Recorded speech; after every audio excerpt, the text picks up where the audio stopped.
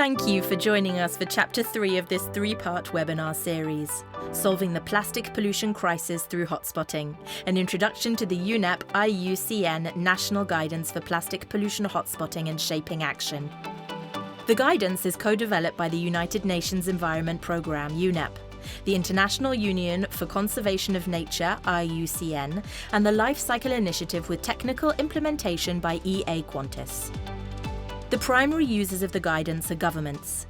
They can use the results of the analysis to design, plan, and implement policy instruments and actions to reduce plastic pollution. The guidance is designed to be used primarily at national level, but the approach can be adapted to accommodate policymakers at subnational and local levels. Stakeholders from the private sector, academia, and NGOs can support the application of the guidance and benefit from the results as well. The primary users of the guidance are governments, and in this chapter we will cover policy and business aspects in order to show how governments and businesses can plan and implement policy instruments and actions to reduce plastic pollution. If you missed Chapter 1, it covered the guidance tools and modules in depth, and Chapter 2 covered two country examples, Kenya and Thailand, where this methodology has been used. Welcome to this webinar. My name is Juan Manuel Sabemorquio. I am a legal officer at the Environmental Law Center here in Bonn, Germany, and we are currently working on the policy and legal aspects of marine plastic pollution in very different jurisdictions around the world, which I will take you through in a very brief presentation.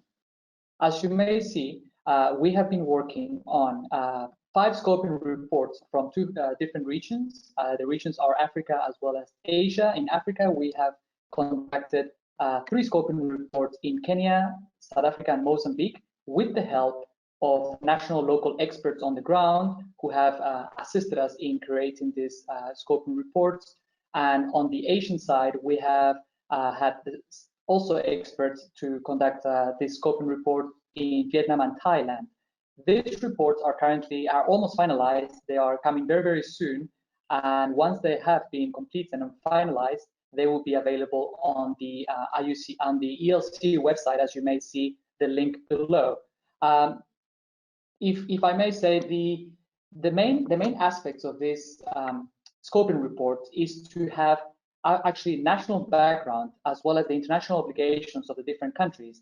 Also the relevant institutions and processes which deal with marine plastic pollution, and also the specific legal frameworks, existing frameworks, as well as what other jurisdictions in the regions or around the world are currently doing in order to cater for the issue of marine plastic pollution. And at the same time, trying to identify possible gaps and challenges which the different countries are experiencing.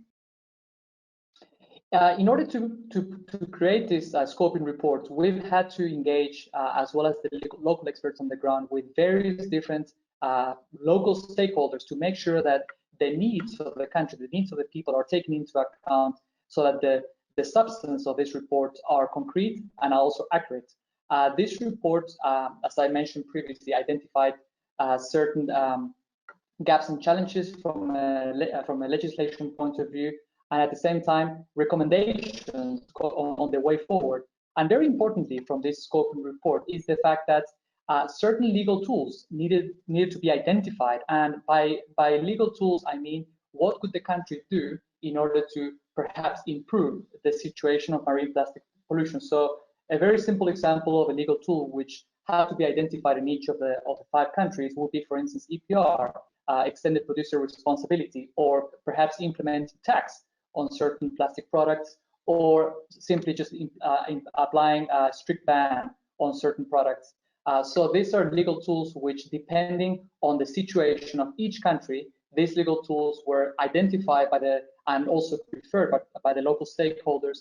And these local tools and legal tools would then be the foundation of in-depth policy effectiveness assessment reports, which are also currently working on, and which will also be updated onto the ELC website as per the link previously mentioned. And this last slide, basically, in summary, the 5 scoping reports that we have been working on, which are almost finalized, encompass Mozambique, South Africa, Kenya, Thailand, and Vietnam. This will be uploaded on the website together with the in-depth policy assessment reports.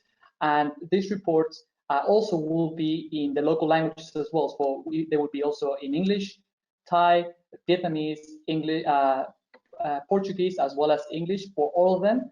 And as soon as they're finalized, they will be uploaded. We estimate that the scoping reports for the 5 countries will be up and running on the ELC website by the end of this month. And the in-depth policy assessment reports, which, as I mentioned, focus more on the legal tools which were identified by the local stakeholders, that would be uploaded onto the ELC website by the end of November. So that's basically, in a very short period of time, in a nutshell, the policy aspects of the work that the ELC has been conducting on marine plastic pollution in the various jurisdictions. Thank you very much.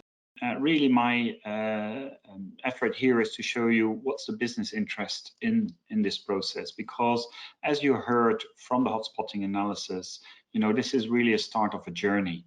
And at IUCN, as Janaka highlighted at the beginning of this presentations, is that we hope this to be really a multi-stakeholder dialogue, a dialogue that has the policymakers in the room, and Juan explained on why they are so important, civil society, academia and research, but of course we also want business to be at the table. And very often you have, you know, this image that you use there, that I use there, where it says, and then a miracle occurs. Well, the miracle can only occur when good information and trusted information is on the table, and when all parties all together are really creating a combined or a joint willingness to end the plastic leakage. So this is why so much effort was put in developing this methodology, but also in grounding it in the 5 landscapes described earlier, and you saw the 2 examples in both Thailand and Kenya. So for business, what this actually does, it helps them to really clarify the extent of the issue. It also hopefully helps to focus where to concentrate on, and in particular which polymers or which applications or which uses of plastics are potentially problematic in these countries. But the other element, which is also very interesting, it's not only the risk, but it's also the opportunity side, because it also helps highlighting the business and the investment opportunity for a better and a more efficient waste management system, for example, or for a need on how to transfer from more informal practices to transition them to a more formal economy. So really what we think is that this methodology helps identify the areas in need of urgent action and make sure that business actually part of the solutions rather than only seen as the source of the problem. So together with Qantas and the EA team, we actually also contributed to the development of the plastic leak project. And this to a certain extent is the business equivalent of what you just saw. So it's basically looking at similar global data sets, but it's coupled with the proprietary information that companies have. This can be sales information, their raw material, their packaging, or their purchasing, all their data on their mode of transportation of the various products and services. So this helps to a certain extent ground truthing the hotspot analysis, which is at the country level or at the sub-regional level, to actually make this relevant to the actual business and help them raising the issue and understanding the issue within their own company and their locations. It also helps to raise the urgency and the magnitude of action required within their own company, because that information presented in the simple slides that we showed you before allows actually that information to go all the way up to the financial director or the CEO of the company. And so several initiatives we've actually noted have really benefited from all these efforts that were happening, where now better data is available. And these are local business platforms, and we've got a number of examples in Thailand, and in Vietnam specifically, there is one where IUCN has been involved with a group called the PRO partnership, packaging recycling organization, which has a number of food and beverage companies that are involved. And they basically have set up themselves 3 main targets, which is to identify and develop and implement pilot local initiatives of mutual interest, really promoting good practices and lessons learned, but also provide capacity building support on sustainable business practices. So there you see, once good data is available, when a good platform for dialogue is there, then suddenly this spurs some initiatives where the different actors are willing to work together. Similar efforts have happened in Africa, and these are more around the extended producer responsibility, and we touched upon that already several times in this presentation.